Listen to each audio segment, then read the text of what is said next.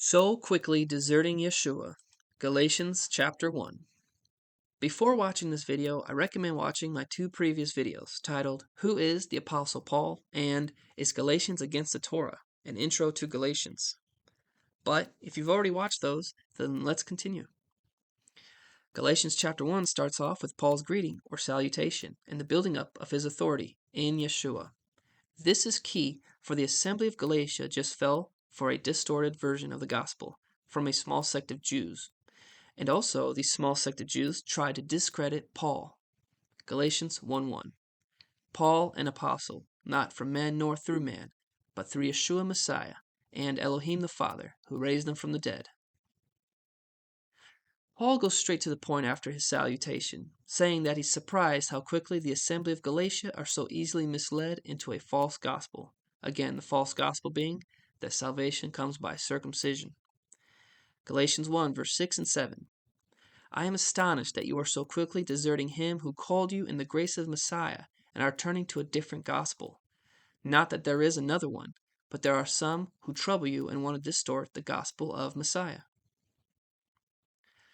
Paul goes on to say something that sounds like the Deuteronomy 13 test, saying that no matter who it is, if they try to distort the true gospel, let them be accursed. Galatians 1:8. But even if we or an angel from heaven should preach to you a gospel contrary to the one we preach to you, let him be accursed. Paul goes on to give his testimony, how he was once persecuting the followers of Yeshua, but once Yeshua encountered him on the road to Damascus, he joined the faith and later on met some of Yeshua's disciples that he walked with, again building his case on who he is and who he represents.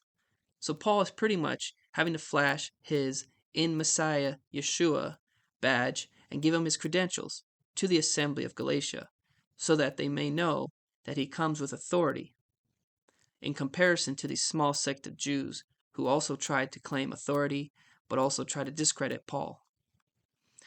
Galatians 1, verse 15 to 24.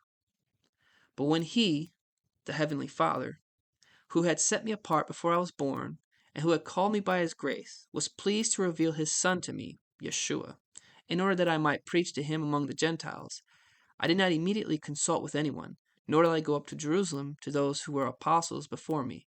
But I went away to Arabia, where Mount Sinai is, and returned again to Damascus.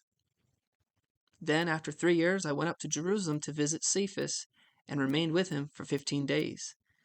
They only were hearing it said, He who used to persecute us is now preaching the faith he once tried to destroy. And they glorified Elohim because of me. Once Paul establishes who he is in chapter 1, he will go on in chapter 2 to begin laying down the truth of salvation by faith in Yeshua, and begin calling out the small sect of Jews who had a works-based false gospel. Keep this in mind, for this letter was never about doing away with Torah, as some try to make it seem like. Paul is writing this letter to do away with legalism, but not doing away with Torah. There's a huge difference. No one who is mature in Messiah Yeshua, who keeps the Torah, is trying to say that these works of the Torah get you saved, or that circumcision saves you. Instead, we keep the Torah as a sign that we are already saved by faith in Yeshua, and now walk out our faith by doing good works, sanctification, practicing righteousness, as we are called to. For Yeshua said, if you love me, keep my commandments. Please comment any questions you have on this topic and on this chapter. Thank you and shalom.